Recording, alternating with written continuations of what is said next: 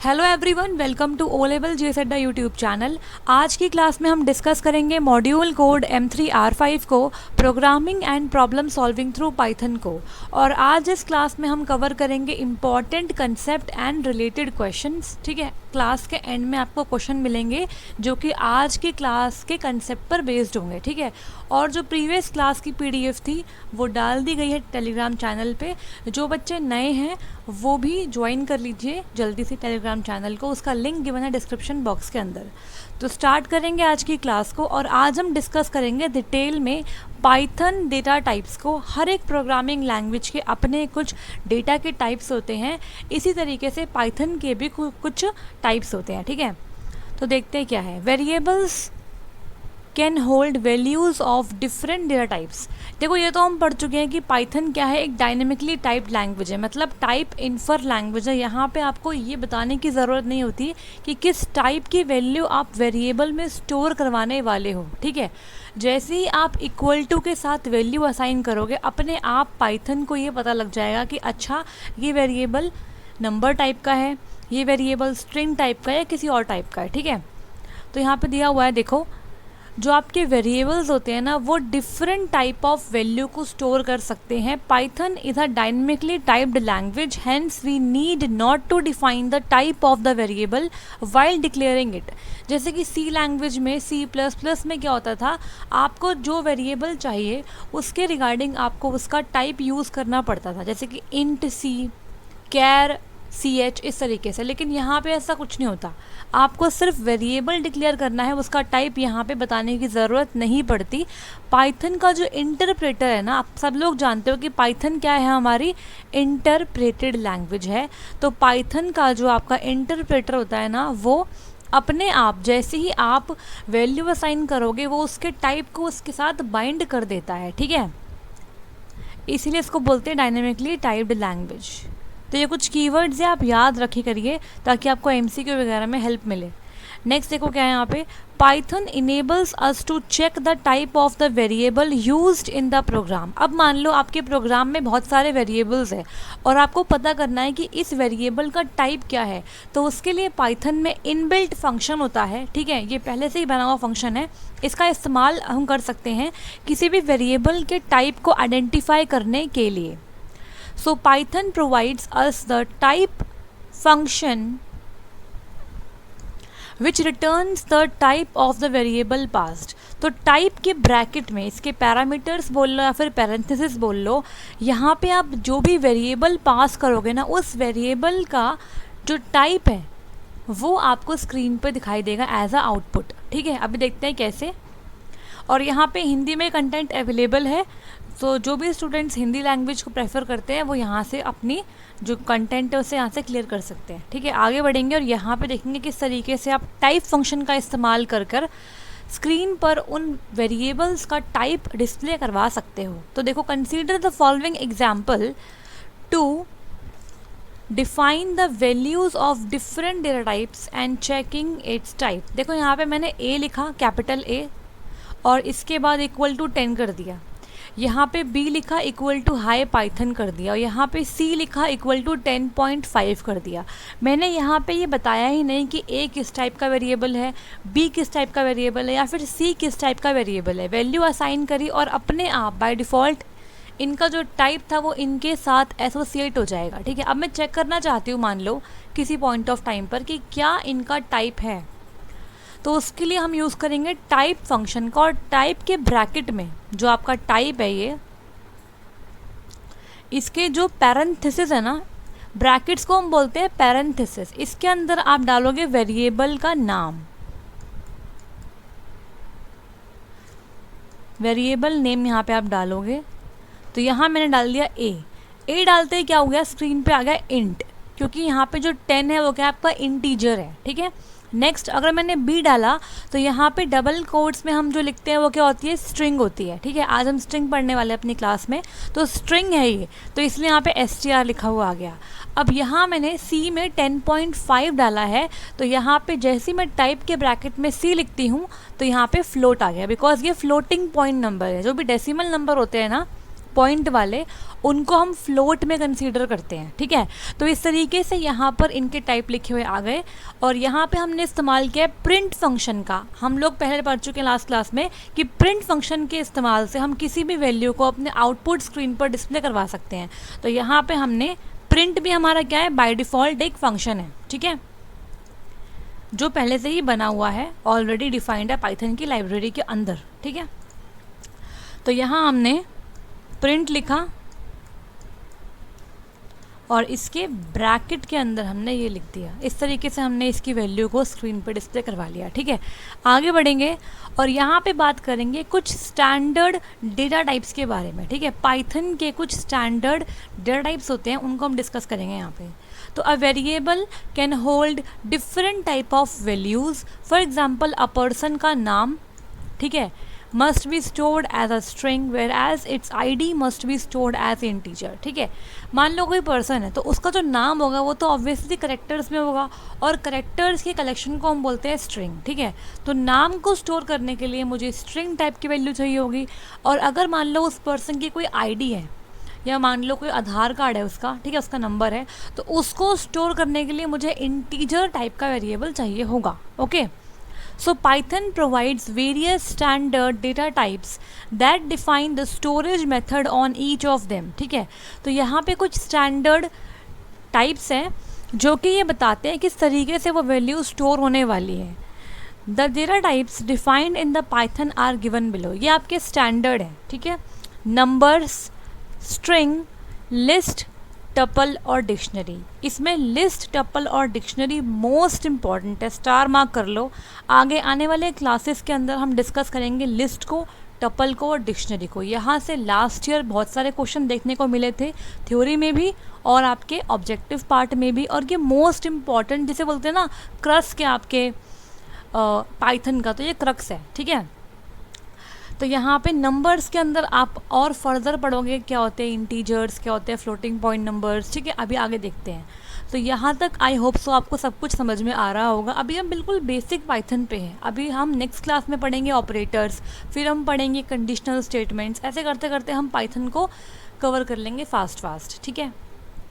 आगे बढ़ेंगे और अब बात करेंगे, देखो यहाँ पे हिंदी में सब कुछ अवेलेबल है, आप हिंदी में पढ़ लीजिएगा जो भी हिंदी मीडियम के स्टूडेंट्स हैं। और यहाँ पे आपके लिए इन्फॉर्मेशन अवेलेबल है। Paid video courses available for module code M3R5। Python के लिए वीडियो कोर्स अवेलेबल है जिसमें आपको कंप्लीट चैप्टर वाइज वीडियोस मिलेगी, टॉपिक वाइज वीडियो मिलेगी। और यहाँ पे मॉड्यूल M4R5 IoT के लिए भी वीडियो कोर्स अवेलेबल है। कंप्लीट आपको नोट्स मिलेंगे सभी मॉड्यूल्स के, ठीक है। इस नंबर पे बात करके आप अपने नोट्स या अपने पेड वीडियो कोर्स को ले सकते हो, ठीक है। अब देखो बात करेंगे नंबर्स की, ठीक है। नंबर्स एक स्टैंडर्ड डेटा टाइप होता है, इसके बारे में थोड़ा सा पढ़ लेते हैं। यहाँ से आपको क्वेश्चन देखने को मिल सकता है। देखो यहाँ पे क्या है, number stores numeric value. Number एक टाइप है, ठीक है, एक डेटा का टाइप है जो कि आपके न्यूमेरिक वैल्यू को स्टोर करता है। Python creates number objects when a number is assigned to a variable. For example, जैसे ही आपने किसी भी वेरिएबल, जैसे ए वेरिएबल है, बी वेरिएबल है, इनके अंदर नंबर डाल दिया, मतलब असाइन का मतलब क्या होता है, इक्वल टू लगा के आप कोई वैल्यू डालते हो ना। तो इक्वल टू लगाने के बाद अगर आपने नंबर असाइन कर दिया तो पाइथन इम्प्लिसिटली क्या करता है, आपका नंबर ऑब्जेक्ट्स क्रिएट करता है। तो यहाँ पे जो ए और बी है ना, वो आपके नंबर ऑब्जेक्ट्स की तरह ट्रीट किए जाएंगे। अब देखो Python supports 4 different numerical types, ठीक है। अब नंबर्स के अंदर फर्दर क्या है, आपकी क्लासिफिकेशन है। 4 टाइप के आपके न्यूमेरिकल टाइप होते हैं। पहला है इंट, साइंड नंबर्स के लिए, मतलब साइंड इंटीजर्स के लिए। Next is long, long integers के लिए। Next is float, floating point real values के लिए। और लास्ट है कॉम्प्लेक्स, कॉम्प्लेक्स नंबर्स के लिए। तो देखते हैं यहाँ पे इंट क्या है। They are often called just integers और इंट्स, ठीक है। इन्हें हम क्या बोलते हैं, इंटीजर बोलते हैं और इंट्स बोलते हैं। यहाँ पे प्लस नहीं आएगा। आर पॉजिटिव, ठीक है, आर पॉजिटिव और negative whole numbers with no decimal point. तो यहाँ पे वो वाले नंबर्स आएंगे जो कि ये होते हैं पॉजिटिव होते हैं या तो नेगेटिव होंगे। मतलब जैसे -5 हो गया, -2 हो गया, 6 हो गया, 9 हो गया। तो ये वो नंबर्स हैं जो या तो पॉजिटिव है या फिर नेगेटिव है, लेकिन इनके अंदर डेसिमल पॉइंट नहीं होगा, ठीक है, ये होल नंबर्स होते हैं, ठीक है जी। Next is long. लॉन्ग क्या होते हैं देखो, also called longs, they are integers of unlimited size. क्या बोल लो, बहुत ज़्यादा बड़े बड़े जो आपके इंटीजर्स होते हैं ना, वहाँ पे हम यूज़ करते हैं लॉन्ग, क्योंकि इंटीजर की ना एक रेंज होती है, उसके रेंज के बाहर आप उसमें नंबर नहीं डाल सकते। तो इसीलिए हमने लॉन्ग लॉन्ग नंबर्स के लिए या फिर जिनका साइज़ बहुत ही बड़ा है उनके लिए हमने लॉन्ग का इस्तेमाल करना शुरू कर दिया था, ठीक है। Written like integers and followed by the upper case और लोअर केस एल। लिखते इनको इसकी तरह ही है, लेकिन एंड में आप लोअर केस एल या अपर केस एल लिखते हो, ठीक है। किस तरीके से देखो, मान लो हमने लिखा 6 9 2 5 4 8, ये बहुत बड़ा नंबर है, इसे मैं लॉन्ग बोलूँगी। और लॉन्ग को रिप्रेजेंट करने के लिए या तो मैं स्मॉल एल लिख सकती हूँ या फिर मैं इसको ऐसे लिख सकती हूँ 6 9 2 5 4 8 और कैपिटल एल। तो जो एंड में एल है ना, ये बता रहा है कि ये लॉन्ग टाइप का नंबर है, ठीक है। Next is float. क्या होता है, फ्लोटिंग पॉइंट रियल वैल्यूज़ के लिए जिसमें आपके डेसिमल पॉइंट इंक्लूड होते हैं, ऑल्सो कॉल्ड एज फ्लोट्स भी कहते हैं, ठीक है, फ्लोट्स कहते हैं। They represent real numbers and are written with a decimal point dividing the integer and the fractional part. तो डेसिमल पॉइंट के लेफ्ट साइड में क्या होगा, इंटीजर, और राइट साइड में क्या होगा, फ्रैक्शन वाला पार्ट होगा। फ्लोट्स में ऑल्सो भी use in the scientific notations with E और ई एक्सपोनेंट, ठीक है, इसकी पावर 10 जैसे लगाते हैं ना हम, उस तरीके से भी इसका इस्तेमाल कर सकते हो आप। तो ये एक्चुअली 10 की पावर 2 है, ये पावर में जाएगा, ठीक है, 10 की पावर 2 इस तरीके से है, ठीक है। तो इसको हम ऐसे भी रिप्रेजेंट कर सकते हैं। अब देखो यहाँ पे क्या है, कॉम्प्लेक्स नंबर्स। तो आप सब लोग जानते हो कि हमने कॉम्प्लेक्स नंबर पढ़ा भी हुआ है अपने मैथ सेक्शन में। तो इसे हम बोलते हैं ए प्लस आयोटा, जैसे करते थे ना हम पहले क्लास में मैथ्स में। यहाँ पे आयोटा की जगह जे का इस्तेमाल करना है आपको, ठीक है। A plus B J are the form of A plus B J, इसे याद रखना, क्योंकि हमें ना कई बार क्या होता है ए प्लस आयोटा बी याद रहता है, क्योंकि हमने छोटी क्लास में मैथ्स में कॉम्प्लेक्स नंबर पढ़ा होता है, तो वहाँ पे ए प्लस आयोटा बी लिखते हैं, लेकिन यहाँ पे आयोटा ना आके जे आ रहा है, ठीक है। तो ए एंड बी आपके फ्लोट नंबर होते हैं और जे आपका रिप्रेजेंट करता है क्या, स्क्वायर रूट ऑफ -1। बेसिकली ये क्या होता है, इमेजिनरी नंबर ही होता है तो ये आयोटा ही, लेकिन यहाँ पे आई ना लिखकर हम जे का इस्तेमाल करते हैं। इस बात को याद रख लेना, क्योंकि एग्जाम में ना आपसे पूछ लेंगे ऑप्शन देके कि which of the following is a complex number. तो अगर वहाँ पे आपको आई दिख जाता है तो उस ऑप्शन को टिक नहीं करना है, क्योंकि आई आपका नहीं होता है कॉम्प्लेक्स नंबर इन पाइथन, ठीक है, जे वाला होगा। The real part of the number is a and the imaginary part is b. अगर आपकी जो फॉर्म है वो इस तरीके से है, ए प्लस बी, एक मिनट, बी जे, तो यहाँ पे ये आपका रियल पार्ट हो गया, ये रियल पार्ट हो गया, और जो ये है आपका इमेजिनरी पार्ट हो गया, ठीक है। बिल्कुल सेम है जैसे हम पढ़ते हैं मैथ्स में, वैसा ही है, बस यहाँ पे आई नहीं आएगा, जे आएगा, इसका ध्यान रखना, ठीक है। So complex number are not used much in the Python programming. इसका ज़्यादा इस्तेमाल नहीं होगा, लेकिन एज अ न्यूमेरिकल क्वेश्चन, मतलब एज अ MCQ टाइप ये आ सकता है, ठीक है। आगे बढ़ेंगे और यहाँ पे हिंदी में सब कुछ अवेलेबल है, इसे आप पढ़ लीजिएगा आराम से, ठीक है। तो हम आगे बढ़ेंगे यहाँ पे देखो कुछ आपके एग्जाम्पल हैं। Here are some example of numbers. तो ये आपके इन टाइप के हैं, ये आपके लॉन्ग टाइप के हैं, ये आपके फ्लोट टाइप के, या आपके कॉम्प्लेक्स टाइप के हैं। देखो इंट में क्या है, या तो माइनस वाले होंगे या फिर आपके प्लस वाले होंगे, ठीक है। लॉन्ग में देखो क्या है, सबके एंड में एल लगा हुआ है, या तो आप अपर केस एल लगाओ या फिर लोअर केस एल भी लगा सकते हो। तो इसमें लॉन्ग नंबर्स आते हैं, माइनस वाले भी और प्लस वाले भी। फ्लोट में देख लो क्या है, फ्लोट में आपके पॉइंट वाले नंबर्स है या फिर एक्सपोनेंट वाले नंबर भी यहाँ पे हो सकते हैं। कॉम्प्लेक्स में देखो क्या है, यहाँ पे हर जगह देखो जे मिलेगा आपको, ठीक है। तो यहाँ पे सब में जे है, जे भी आपका कैपिटल या फिर स्मॉल कुछ भी हो सकता है, ठीक है। तो ये हमने एग्जाम्पल दे दिए आपको ना। कैसे क्वेश्चन आ सकते हैं कि आपको ABCD 4 ऑप्शन दे दिए, उसमें से ना एक ऑप्शन रॉन्ग होगा, आपसे पूछेंगे इनमें से कौन सा फ्लोट नहीं है, कौन सा लॉन्ग नहीं है, तो आपको इनका बेसिक आइडिया होना चाहिए, ठीक है। यहाँ पे देखो इन्फॉर्मेशन अवेलेबल है। सी प्रोग्रामिंग जिनका भी मॉड्यूल है वो इस बार एग्ज़ाम देने वाले हैं, वो भी नोट्स ले सकते हैं। Hindi medium as well as English medium में नोट्स अवेलेबल हैं, और आप इस नंबर पे बात करके मॉड्यूल कोड M3R4 के लिए भी नोट्स ले सकते हैं। अब बात करेंगे स्ट्रिंग्स की। स्ट्रिंग्स आपका एक बहुत इंपॉर्टेंट पार्ट है, ठीक है, एक इंपॉर्टेंट डेटा का टाइप होता है ये भी, तो इसे हम पढ़ेंगे। अभी मैं आपको सिर्फ बेसिक स्ट्रिंग बता रही हूँ आज की क्लास में। इन डिटेल में हमें स्ट्रिंग के बहुत सारे मेथड्स भी पढ़ने हैं जो आगे हम पढ़ेंगे, ठीक है। स्ट्रिंग के बहुत सारे मेथड होते हैं जो आपको एग्जाम में देखने को मिल सकते हैं।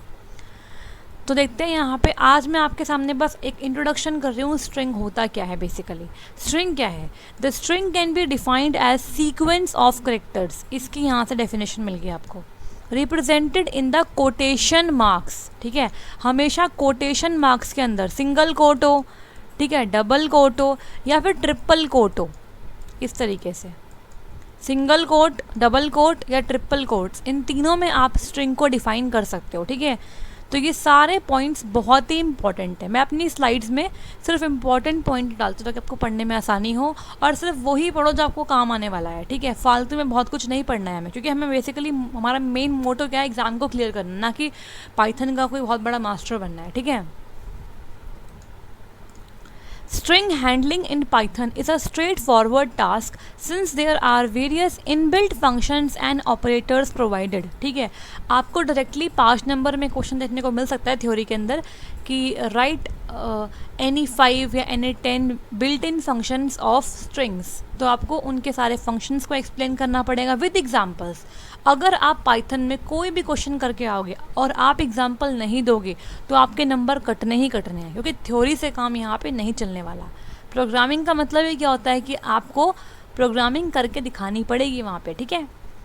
तो in case of the string handling the operator plus is use to concatenate two strings, ठीक है। यहाँ पे दो ऑपरेटर्स बहुत ही इंपॉर्टेंट है, एक तो आपका प्लस वाला ऑपरेटर और एक आपका है स्टार ऑपरेटर, ठीक है। दोनों को हम डिस्कस करेंगे यहाँ पे।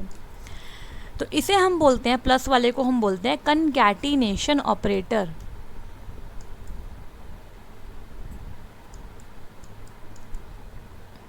और इसे हम बोलते हैं क्या, इसे हम बोलते हैं आपका रिपीटिशन ऑपरेटर। दोनों ही इंपॉर्टेंट है, ठीक है। देखो, तो प्लस ऑपरेटर का इस्तेमाल हम करते हैं दो स्ट्रिंग्स को आपस में जोड़ने के लिए। कंकैटिनेट करने का मतलब क्या होता है पहले ये समझ लो। मान लो आपके पास दो स्ट्रिंग्स हैं यहाँ पे, एक हेलो स्ट्रिंग है, एक पाइथन स्ट्रिंग है। पहली बात तो ये स्ट्रिंग है, ये आपको ये पता होना चाहिए, बिल्कुल स्ट्रिंग है, क्योंकि डबल कोट्स में लिखे हुए हैं, ठीक है।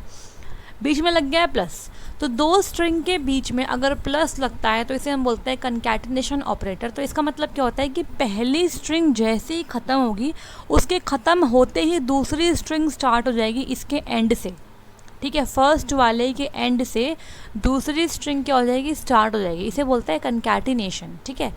और दूसरा आपका जो ऑपरेटर है वो है आपका स्टार ऑपरेटर। इसका मतलब क्या होता है, इसका मतलब मल्टीप्लाई नहीं होता है, ठीक है। इसका मतलब होता है अगर मैंने मान लो कोई स्ट्रिंग लिख दिया ये वाली पाइथन *2, मतलब पाइथन को 2 बार रिपीट करना है। जो पाइथन आपकी स्ट्रिंग है ना, इसे 2 बार रिपीट करना है। अगर मैं लिखती हूँ 4 तो पाइथन को 4 बार रिपीट करना है, ठीक है। इसलिए इसे क्या बोलते हैं, रिपीटिशन ऑपरेटर कहते हैं। तो अगर मैंने पाइथन *2 लिख दिया, इसका मतलब क्या है, यहाँ पे पाइथन 2 बार लिखा हुआ स्क्रीन पे आ जाएगा, ठीक है। तो याद कर लेना कि कंकैटिनेशन मतलब प्लस ऑपरेटर और स्टार मतलब आपका होता है रिपीटिशन। देखो जो प्लस है ना, ये आपको आगे दिखाई देगा अर्थमेटिक ऑपरेटर्स में भी, लेकिन जब आपका प्लस लगा है स्ट्रिंग्स के साथ तो वो आपका अर्थमेटिक ऑपरेटर नहीं है, तो वो क्या है, आपका कंकैटिनेशन ऑपरेटर है। और अगर वो नंबर के साथ लगा हुआ है 4 + 2 7, ठीक है, तो वहाँ क्या हो जाएगा 4 + 7 क्या हो जाएगा आपका 11 हो जाएगा, ठीक है। वहाँ पे जो प्लस लगा हुआ है ना, वो वाला प्लस क्या है आपका अर्थमेटिक ऑपरेटर वाला प्लस है। जो हमारा मैथ्स का प्लस है वो वाला प्लस है वो, ठीक है। तो आगे बढ़ेंगे, यहाँ पे हिंदी में सब पढ़ लीजिएगा आप। अब देखो कैसे क्रिएट करते हैं स्ट्रिंग को, पहले वो समझते हैं। Strings in the Python can be created using single quote, double quote, ठीक है। You can display a string literal with the print function, ठीक है। आप अपनी स्ट्रिंग को स्क्रीन पर दिखा सकते हो प्रिंट फंक्शन का इस्तेमाल करके। तो देखो यहाँ पे हमने लिखा प्रिंट पहले मैंने डबल कोट्स में लिखा है हेलो, ठीक है, मैंने प्रिंट लिखा और डबल कोट्स में लिख दिया हेलो यहाँ पे, और नेक्स्ट लाइन में मैंने प्रिंट लिखा और सिंगल कोट में लिख दिया हेलो, ठीक है। दोनों का जो आउटपुट है बिल्कुल सेम आएगा, क्योंकि स्ट्रिंग को आप सिंगल में लिखो, डबल कोट में लिखो, बात बिल्कुल सेम रहती है। तो यहाँ पे देख लो जो आपके आउटपुट है वो एकदम सेम आई है, ठीक है। तो आप किसी भी कोट का इस्तेमाल यहाँ पे कर सकते हो, बट विदाउट कोट आप नहीं लिखोगे, वो आपकी स्ट्रिंग नहीं मानी जाएगी, ठीक है। नेक्स्ट क्या है, देखो यहाँ पे assign string to a variable. अगर आपको किसी भी वेरिएबल के अंदर स्ट्रिंग को असाइन करना है, मतलब मैं किसी वेरिएबल में स्ट्रिंग टाइप की वैल्यू स्टोर करवाना चाहती हूँ, तो क्या करना पड़ेगा, assigning a string to a variable is done with the variable name followed by equal sign and the string. Simply जो अब तक हम करते आए हैं, वेरिएबल का नाम लिखो, इक्वल टू लगाओ और स्ट्रिंग लिख दो डबल कोट्स या फिर सिंगल कोट्स में, और प्रिंट करवाने के लिए प्रिंट ब्रैकेट में ए लिख दिया हमने यहाँ पे। लास्ट स्लाइड में हमने प्रिंट के अंदर यहाँ पे पूरी स्ट्रिंग लिख दी थी, लेकिन क्योंकि अब मेरी जो स्ट्रिंग है वो इस वेरिएबल ए के अंदर ट्रांसफ़र हो गई है, तो मैं यहाँ पे ए लिखूँगी तो मेरा आंसर हेलो ही आने वाला है स्क्रीन के ऊपर। क्लियर हो गया? मैं आपको बहुत ही आसान लैंग्वेज में पढ़ा रही हूँ ताकि आपको समझ में आ जाए कैसे करना है एग्ज़ाम में, ठीक है। क्योंकि प्रोग्रामिंग जो होती है ना वो बहुत ही आपका टेक्निकल सब्जेक्ट है, इसको समझने के लिए आपको बहुत पेशेंस और बहुत डीप समझना पड़ेगा। इसे आप याद करोगे समझ में नहीं आएगा, नंबर नहीं आएंगे, ठीक है। नेक्स्ट है आपका मल्टी लाइन स्ट्रिंग, ठीक है। मल्टी लाइन स्ट्रिंग क्या होते हैं, देखो आप, you can assign a multi line string to a variable using 3 quotes. तो 3 कोट्स का इस्तेमाल करके आप मल्टी लाइन स्ट्रिंग को किसी वेरिएबल में डाल सकते हो। मतलब आपकी जो स्ट्रिंग है ना वो किसी एक लाइन में नहीं है, उसकी जो लाइन है मल्टीपल लाइन्स है। जैसे मान लो आपको कोई पोएम लिखनी है, तो पोएम जो होती है ना वो अलग अलग लाइन्स में होती है, स्टैंजा बाय स्टैंजा, ठीक है। तो उस टाइप के स्ट्रिंग को डलवाने के लिए हमें ट्रिपल कोट्स या फिर 3 कोट्स का इस्तेमाल करना पड़ेगा। तो यहाँ पे देखो हमने ट्रिपल कोट्स का इस्तेमाल किया है और हमने ये जो स्ट्रिंग थी लॉरेम एप्सम करके इस पूरी स्ट्रिंग को इसमें डलवा दिया। जैसे हमने प्रिंट किया, ए वेरिएबल डाला, तो वो पूरी स्ट्रिंग यहाँ पे आपको एज अ आउटपुट दिखाई दे गई। अगर मैं यहाँ पे डबल कोट्स का इस्तेमाल करती तो यहाँ पे क्या आती, एरर। तो याद रखना मल्टी लाइन स्ट्रिंग के लिए ही आप इस्तेमाल करोगे 3 कोट्स का। अगर आपकी स्ट्रिंग हेलो, स्कूल ऐसी है तो उसके लिए आप सिर्फ डबल कोट्स या सिंगल कोट का इस्तेमाल करोगे। तो ये छोटी छोटी बातें हैं जिनका ध्यान रखकर आप एग्ज़ाम में नंबर ले सकते हो, ठीक है। तो अब बात करेंगे क्वेश्चन की, ठीक है। अब यहाँ से आपका जो काम है वो शुरू हो गया है। पहले आप वीडियो को पॉज करेंगे, खुद से आंसर देने की ट्राई करेंगे। अगर नहीं दिया जा रहा आपसे आंसर तो आप क्या करोगे, दोबारा से वीडियो को रिपीट करके सुनोगे कि कहाँ गलती रह गई, कहाँ समझ नहीं आया हमको, उसके बाद दोबारा से क्वेश्चन करोगे, ठीक है। तो लेट्स सी, पहला क्वेश्चन क्या है, what is the data type of the print type 5। अगर मैं टाइप के अंदर 5 लिख देती हूँ, ठीक है, अभी हम पढ़ के आए हैं ये चीज़। अगर हम टाइप के अंदर कोई भी वेरिएबल नेम लिखते हैं या कोई वैल्यू डालते हैं, ठीक है, टाइप के अंदर ब्रैकेट के अंदर या तो आप वेरिएबल नेम लिखो या डायरेक्टली आप वैल्यू ही डाल दो, जिसका भी आपको टाइप पता करना है। तो उसमें यहाँ पे आंसर क्या आने वाला है, क्या वो डबल आएगा, क्या वो फ्लोट आएगा, क्या वो इंटीजर आएगा या वो इंट आएगा। बहुत ही आसान क्वेश्चन है, ठीक है। यहाँ पे हिंदी में भी क्वेश्चन अवेलेबल है। तो इस क्वेश्चन का राइट आंसर है ऑप्शन नंबर डी, इंट आएगा, ठीक है। क्या आएगा, इंट आएगा, क्योंकि जो आपका ये 5 है ना, ये आपका इंटीजर टाइप है। तो इंटीजर के लिए हम इंट लिखते हैं, ठीक है। पूरा इंटीजर नहीं होता है, इंट होता है। डबल तो इसके अंदर होता ही नहीं है, और फ्लोट ये है नहीं बिकॉज यहाँ पे डेसिमल तो है नहीं, तो ये भी गलत हो गया। इंटीजर लिखते नहीं है पूरा, ऐसे ही लिखते हैं इंट को, ठीक है। इंट के लिए ऐसे लिखते हैं। क्लियर हो गया? यहाँ से आप पढ़ लीजिएगा हिंदी में। Next question is question number 2, which of the following is not a built in data type, ठीक है। पाइथन में कौन सा बिल्ट इन डेटा टाइप नहीं है, ठीक है, ये हम पढ़ चुके हैं पहले। डिक्शनरी है या नहीं है, लिस्ट होता है क्या, टपल्स होते हैं क्या, क्लास होती है या फिर नहीं होती है, ठीक है। तो ऑप्शन नंबर ए, बी, सी या डी क्या होगा राइट आंसर। वीडियो को पॉज करो और ट्राई करो आंसर देने का, ठीक है। तो यहाँ पे इस क्वेश्चन का राइट आंसर बनेगा ऑप्शन नंबर डी, क्लास, ठीक है।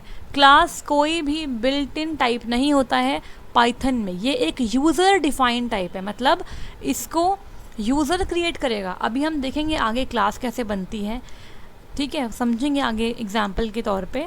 कि क्लास कैसे बनाई जाती है, तो ये यूज़र बनाता है अपने लिए, ठीक है। ये पहले से बना हुआ कोई टाइप नहीं है, ठीक है। तो पाइथन के अंदर क्लास कोई भी बिल्ट इन डेटा टाइप नहीं होता है, इसे याद कर लेना, ठीक है। Next is question number 3, what is the data type for a character in Python. Python में करेक्टर के लिए क्या टाइप है। हमने तो बहुत सारे टाइप पढ़े हैं आज। इंटीजर पढ़ा था हमने, स्ट्रिंग पढ़ा था हमने, नंबर पढ़ा था हमने, ठीक है। नंबर ही बेसिकली इंटीजर होता है आपका। और हमने टपल पढ़ा था, डिक्शनरी देखी है हमने। हालांकि हम डिटेल में पढ़ेंगे आगे टपल, लिस्ट, डिक्शनरी, लेकिन हमें पता है कि हाँ भाई ये टाइप होते हैं। बट करेक्टर के लिए क्या होता है, ठीक है। तो यहाँ आपसे पूछा है करेक्टर रिप्रेजेंट करना है, तो उसके लिए क्या टाइप होगा पाइथन के अंदर। CHR होगा, CHAR होगा, करेक्टर होगा, या फिर Python does not have any data type for characters, they are treated as strings. तो यहाँ पे बहुत ही आसान सा इसका आंसर है। देखो सी लैंग्वेज में बात करूँ, अगर बात करूँ C++ की, दोनों में हम कैर का इस्तेमाल करते हैं, किसके लिए, करेक्टर के लिए। लेकिन पाइथन में ऐसा नहीं होता है। पाइथन में करेक्टर के लिए कोई टाइप डिफाइन करा ही नहीं गया है, ठीक है। पाइथन में करेक्टर्स को क्या मानते हैं, स्ट्रिंग ही मानते हैं। क्या मानते हैं, स्ट्रिंग ही मानते हैं। तो Python has no type for characters, Python only handle strings. A character is simply a string of length 1, ठीक है। बेसिकली करेक्टर होता क्या है, मान लो मैंने एक वेरिएबल यहाँ पे लिया, एक मिनट देखो एग्जाम्पल, देखो यहाँ पे क्या होता है करेक्टर। मेरा वेरिएबल है box is equal to a. एक और वेरिएबल है S1 is equal to P, ये स्मॉल p है, ठीक है। इसको डबल कोट्स में करो या सिंगल कोट्स में, बात तो एक ही होती है। तो जब आपका सिर्फ स्ट्रिंग की लेंथ एक होती है ना, ओनली 1 लेंथ की जो स्ट्रिंग होती है ना, उसे हम बोलते हैं करेक्टर। ये क्या है आपके करेक्टर्स। तो पाइथन में क्या होता है कि करेक्टर्स को सिंपली स्ट्रिंग मानते हैं ऑफ लेंथ 1, ठीक है। तो यहाँ पे पाइथन का खुद का कोई करेक्टर के लिए टाइप नहीं होता है, वो स्ट्रिंग को ही मानता है करेक्टर्स। बेसिकली जो भी स्ट्रिंग्स आपकी 1 लेंथ की होती है, यहाँ पे देखो ए की लेंथ 1 है, पी की लेंथ 1 है, तो वो आपकी क्या करेक्टर बन जाएंगे। और अगर मान लो मैं ऐसे लिख देती, box is equal to apple, मान लो एक एप्पल का बॉक्स है, ठीक है। तो यहाँ पे ये क्या है, स्ट्रिंग है, ये क्या करेक्टर है, ये क्या, यहाँ पे ये स्ट्रिंग बन जाएगी, ठीक है। यहाँ पे करेक्टर्स है, तो यहाँ पे इसका आंसर अवेलेबल है। आगे बढ़ेंगे और बात करेंगे यहाँ पे क्वेश्चन नंबर 4 की, what is the output of the following code. तो यहाँ पे कोड है प्रिंट टाइप, ब्रैकेट में टाइप, ब्रैकेट में इंट। तो ये एक इम्पॉर्टेंट क्वेश्चन है। ऐसे आउटपुट वाले क्वेश्चन आपको एग्जाम में देखने को ज़रूर मिलने वाले हैं, ठीक है। तो देखो अभी तक हमने बात करी थी टाइप के ब्रैकेट में कोई आर्गुमेंट, लेकिन यहाँ पे तो बाहर एक और टाइप आ गया है। तो ऐसे क्वेश्चन कैसे करेंगे, देखो यहाँ पे फोकस करो पहले अंदर वाले ब्रैकेट के अंदर, ठीक है। देखो यहाँ पे क्या है, टाइप के ब्रैकेट में इंट है। अभी तक हम इंट नहीं लिखकर यहाँ पे कोई वेरिएबल डाल रहे थे, टाइप ए, टाइप बी, या फिर डायरेक्टली उसकी वैल्यू डाल रहे थे, टाइप 5, टाइप 5.0। तो हमें उसका जो टाइप है वो मिल रहा था कि किस टाइप की वैल्यू है वो, ठीक है। लेकिन अब डायरेक्टली हमने इंट डाल दिया।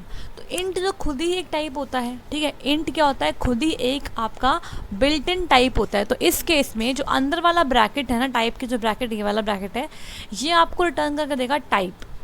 क्योंकि जो आपका इंट है वो खुद ही एक टाइप है, इसीलिए इसका आंसर जो है, इस ब्रैकेट का जो आंसर है वो आएगा टाइप, और उसके बाहर टाइप लिखा हुआ है।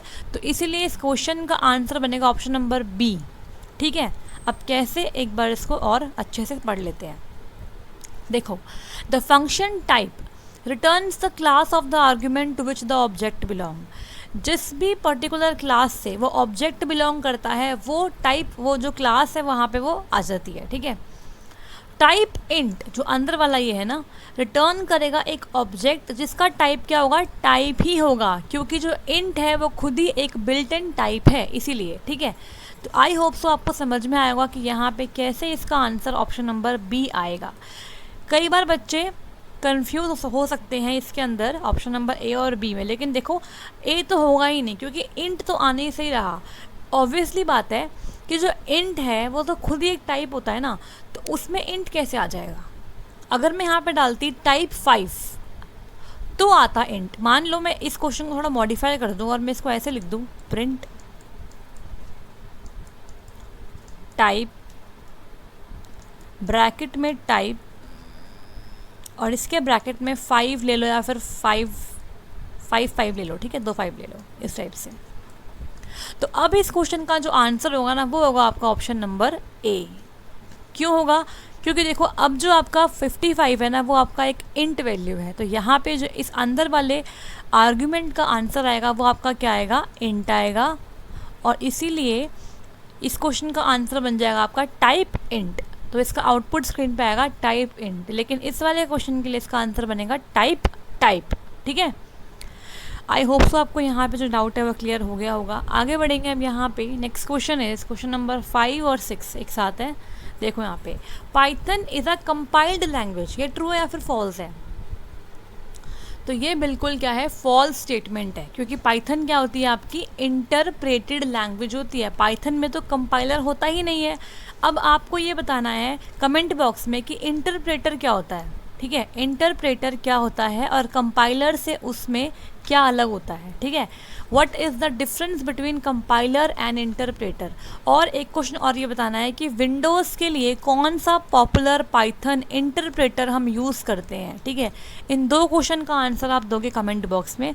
जो क्वेश्चन मैं देती हूँ होमवर्क में वो क्वेश्चन का आंसर बच्चे करते हैं तो बहुत ही खुशी मिलती है। और मैं कल के जो आंसर्स दिए थे 2 स्टूडेंट्स ने, उनका नाम भी आज अनाउंस करने वाली हूँ। ठीक है, तो वीडियो के एंड में उनका नाम भी अनाउंस करूँगी। नेक्स्ट क्वेश्चन इज, यहाँ पे देख लो हिंदी में भी आपका आंसर गिवन है।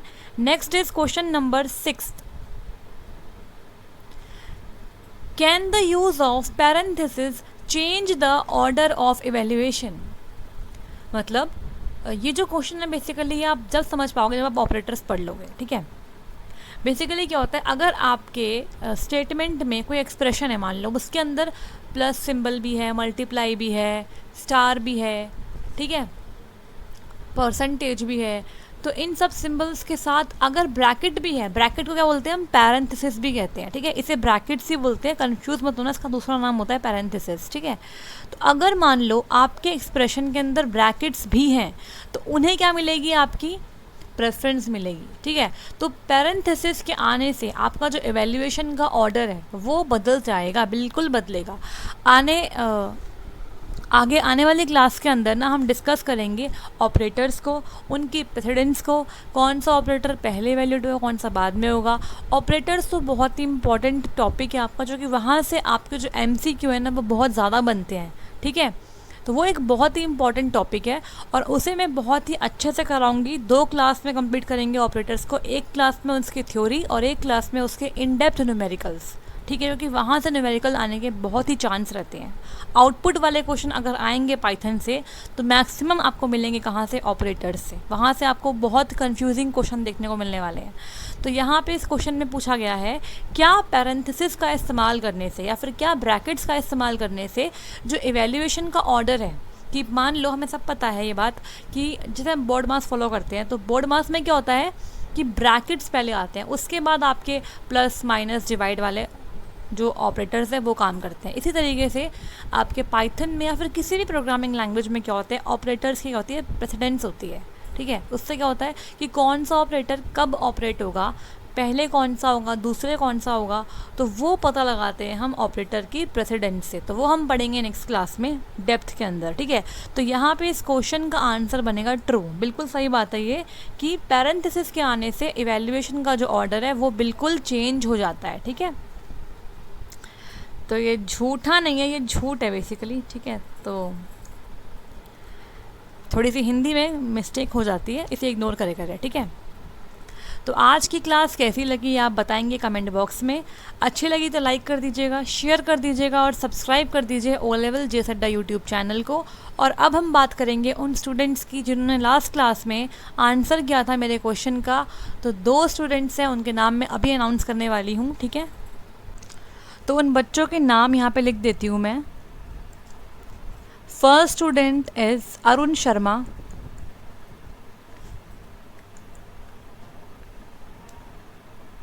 And second student is Imtiaz. ठीक है, तो इन दोनों स्टूडेंट्स ने बिल्कुल राइट आंसर दिया था मेरे क्वेश्चन का। और क्वेश्चन क्या था ये भी सुन लो, आईसीटी की फुल फॉर्म क्या होती है। बहुत ही आसान है और बहुत ही इम्पॉर्टेंट क्वेश्चन है। इसकी फुल फॉर्म होती है इंफॉर्मेशन, एक minute, information and communication technology. ठीक है, इसी की हेल्प से आज हम सब लोग इजीली इंटरनेट का इस्तेमाल करके कम्युनिकेट कर पा रहे हैं। ठीक है, और अपनी इंफॉर्मेशन एक जगह से दूसरी जगह ट्रांसफ़र कर पा रहे हैं इजीली। ठीक है, तो आईसीटी का बहुत ही इम्पॉर्टेंट रोल है हमारी लाइफ में, हमारी स्टडीज़ में, हमारे बिजनेस में। ठीक है, तो आई होप सो अब नेक्स्ट क्लास से मुझे यहाँ पे और भी बच्चों के नाम दिखाई देंगे। So very good Imtiaz and Arun Sharma. इस तरीके से आप आंसर करते रहिए और अपने तैयारी को अच्छे से अच्छा बनाइए। तो मिलेंगे नेक्स्ट क्लास में। So all the best, thank you so much.